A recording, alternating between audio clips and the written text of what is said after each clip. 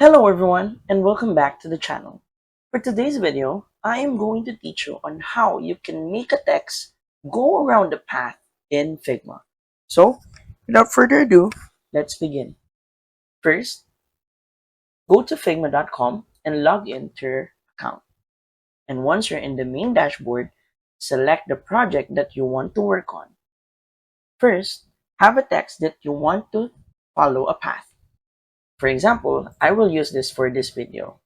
And then select that text, then go to the bottom panel, and in Plugins and Widgets, search for Arc, bend retype. Click on it, and we are going to run this plugin. After running this plugin, as you can see, you can adjust the bend strength like this, and the text will follow that path. Click on Apply, and as you can see, the text is already curved.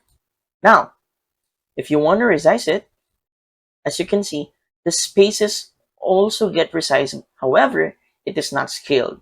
So how do you fix it? Press K on your keyboard, and once you resize it, it will scale beautifully and automatically. And that's it. So, if you find this video helpful, please don't forget to click like, share, and subscribe to the channel for more helpful video tutorials. See you in the next video. Bye!